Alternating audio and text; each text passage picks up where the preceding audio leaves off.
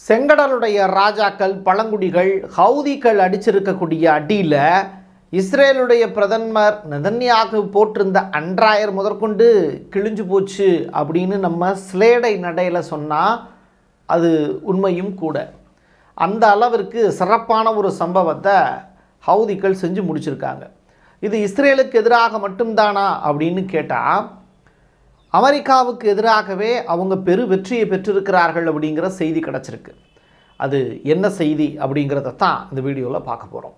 இதோடு சேர்த்து உக்ரைன் அப்படிங்கிற நாட்டுக்கு கடைசி எச்சரிக்கை கொடுத்துருக்காரு ரஷ்ய அதிபர் புட்டின். அதோடு சேர்த்து நாட்டோ நாடுகளுக்கும் அவர் விடுத்திருக்கக்கூடிய அதிபயங்கரமான எச்சரிக்கை என்ன அப்படிங்கிறதையும் சேர்த்து வச்சு பார்த்துடலாம். வாங்க பார்க்கலாம் உறவுகளே. இது பிரசாத் சிக்னேச்சர்.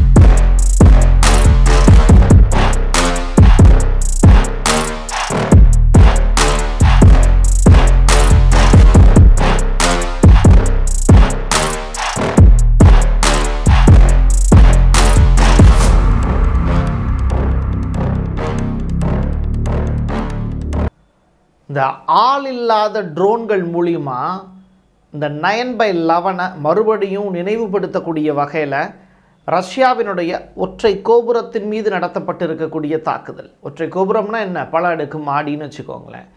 அதில் ஒரு பெரிய அட்டாக்கை உக்ரைன் நடத்தியிருந்தாங்க. இதற்கு பழிவாங்கக்கூடிய வகையில் வித்தின் 2 or 3 hours ரஷ்யா செய்திருக்கக்கூடிய ஒரு பெரிய அட்டாக் அப்படிங்கிறது புட்டினுடைய படை FAB-500 அப்படிங்கிற வெடிகுண்டை டைரக்டாக உக்ரைன் மேலே செலுத்தியிருக்காங்க. வெலிகா நோவோசில்ஹா அப்படின்னு ரஷ்யாவில் இருந்து உக்ரைனுக்கு போகக்கூடிய அந்த பகுதியில் தான் இந்த அட்டாக்கை நிகழ்த்தி முடிச்சிருக்காங்க அப்படின்னு சொல்கிறாங்க. இது உக்ரைனுக்கு பேரிழப்பு அப்படிங்கிற வார்த்தையும் பயன்படுத்துகிறாங்க. என்னதான் இருந்தாலும் இந்த ஒற்றை கோபுர தாக்குதல் அப்படிங்கிறது உக்ரைனுக்கும் ரஷ்யாவுக்கும் இடையில நடந்த இந்த போரில் மிக முக்கியமான செய்தியாக வரலாற்றில் இடம்பெற்றிருக்கும். வர வர உக்ரைனுக்கு என்ன ஆச்சுன்னே தெரியல. மேற்குலக நாடுகள் கொடுக்கக்கூடிய ஆயுதங்களை சரிவர கையாள தெரிந்த ஆளுமைகள் அங்கே இருக்காங்களோ அப்படின்னு நினைக்க தோணுது. அந்த வகையில் உக்ரைனுடைய அந்த பாதுகாப்பு படை வீரர்கள் ரஷ்யாவினுடைய 113 ஆளில்லா விமானங்களை டைரக்டாக ரஷ்யாவுக்குள்ளே செலுத்தியிருக்காங்க உக்ரைன். அதை ரஷ்யா முறியடிச்சிருச்சு ஏர் டிஃபென்ஸ் சிஸ்டம் மூலிமா. இன்னொரு புறம் என்ன பண்ணியிருக்காங்க, உக்ரைனும் 13 ரீஜியனில் மொத்தம் 57 விமானங்களை ஷூட் பண்ணியிருக்காங்க அப்படிங்கிற ரிப்போர்ட். இது ரஷ்யாவிடமிருந்து வந்தது. ஸோ தொடர்ச்சியாக இப்படி இரு தரப்புலையுமே நட்டம் அப்படிங்கிறது இருந்தாலும் யார் இறுதியாக ஜெயிக்க போகிறா அப்படிங்கிற அந்த கேள்விக்கான பதில் தான் புட்டின் விடுத்திருக்கக்கூடிய எச்சரிக்கை. யூரோப்பியன் யூனியனுக்கு ஆப்படிக்கக்கூடிய வகையில், அதாவது ஐரோப்பிய ஒன்றிய நாடுகள் இருக்காங்கல்ல, அந்த நாடுகளுக்கு ஆப்படிக்கக்கூடிய வகையில் ரஷ்யா இந்த பைப்லைன் விஷயம் ரிலேட்டடாக பெரிய கேஸ் பைப்லைன் போதில்லை, அதை உக்ரைன் வழியாக போகிறத நிறுத்திட்டாங்க அப்படிங்கிற ரிப்போர்ட்டு ஜனவரி மாதம் 1ஆம் தேதியிலேருந்து அதுக்கான ஆப்ஷன் கிடையாது அப்படின்னு.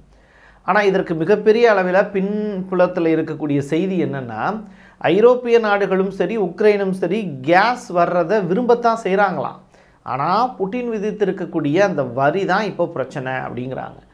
இப்போ ஒரு பொருள் டிமாண்ட் இருக்குது அப்படின்னா அந்த பொருளுக்கான டிமாண்டு இருக்கும்போதே அதனுடைய விலையை ஏற்றுவாங்கல்ல, தட்டுப்பாடு இருக்கும்போது அதிக விலைக்கு விற்கிறது. அது மாதிரியான ஒரு சூழலை ரஷ்ய அதிபர் புட்டின் இப்போ உருவாக்கியிருக்கார். யூரோப்பியன் யூனியன் நாடுகள்லாம் தொடர்ச்சியாக என்கிட்ட தான் நீ போர் பண்ணுற, அப்போது நான் கொடுக்கக்கூடிய கேஸ் மூலியமாக மட்டும் நீ சந்தோஷமாக இருக்குல்ல, நான் அதிக வரி விதிக்கிறேன். இந்த ஐடியா அவருக்கு எங்கிருந்து வந்திருக்கு அப்படின்னா, ட்ரம்ப்பு இந்தியாவுக்கும் வரி விதிக்கக்கூடிய வேலையை செஞ்சார். சீனாவுக்கு குட்ஸுக்கு 60% வரி விதிக்கிறேன்டார். மற்ற நாடுகளுக்கெல்லாம் 10% வரி தான். அப்போ சீனாட்டிருந்து வரக்கூடிய பொருட்கள் அவர் வேண்டான்னு சொல்கிறாரா அப்படிங்கிற அளவுக்கு விஷயம் போகுது. அதுக்கான காரணம் என்னென்னா, சீனா அளவுக்கு அதிகமான பொருட்களை உற்பத்தி செய்வது தான் இங்கே பிரச்சனை.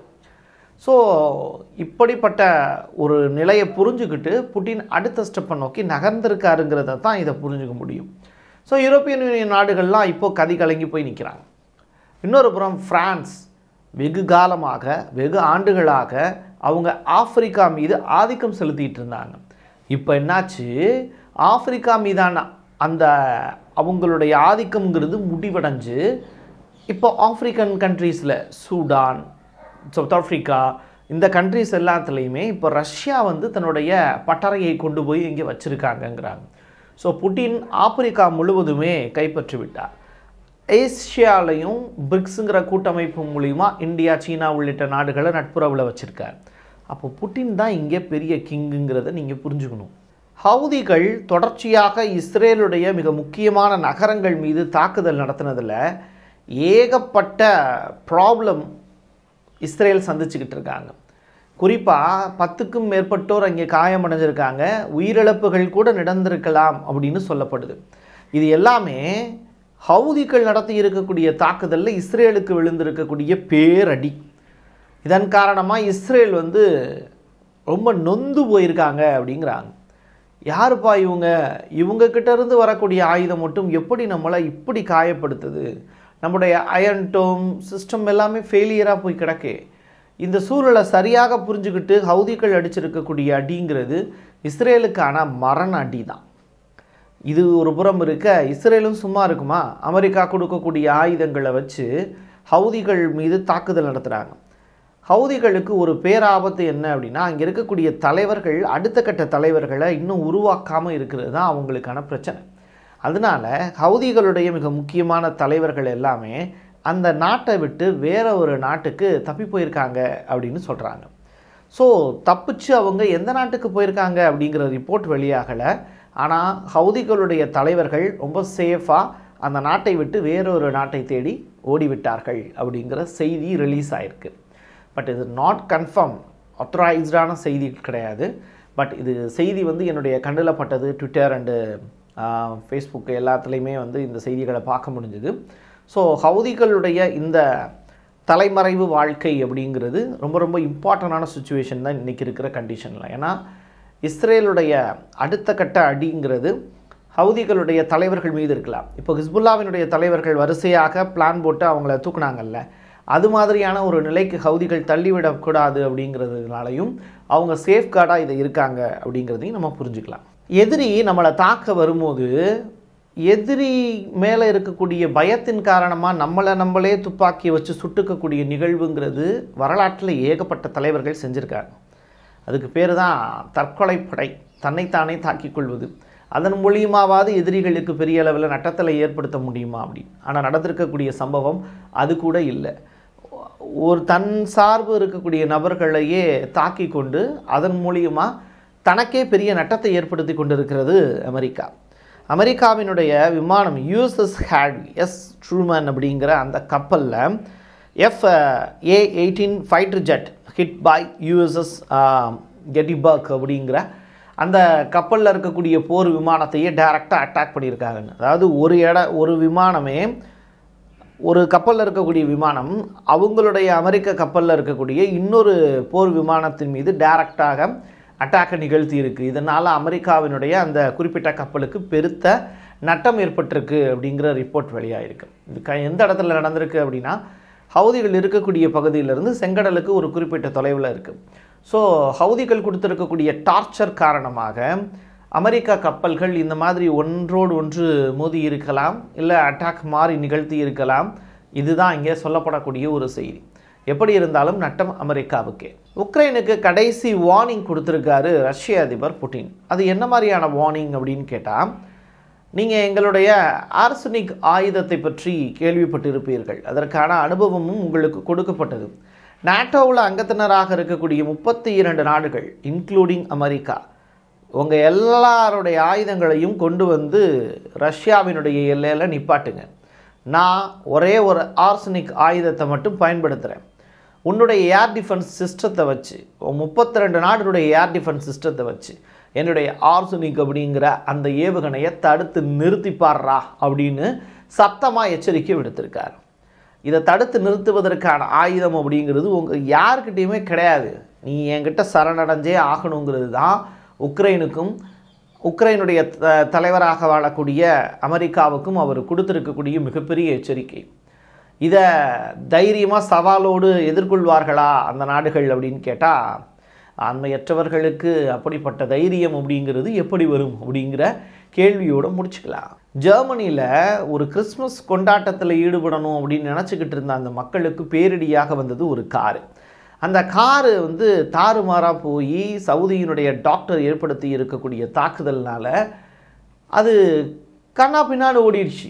12க்கும் மேற்பட்டோர் இறந்து போயிட்டாங்க அப்படிங்கிற முதற்கட்ட தகவலை நேற்று நான் சொல்லியிருந்தேன். இப்போது அதில் மிக முக்கியமான அப்டேட்டு, இறந்து போனவங்களில் 7 பேர் இந்தியாவை சேர்ந்தவங்க அப்படிங்கிற ரிப்போர்ட்.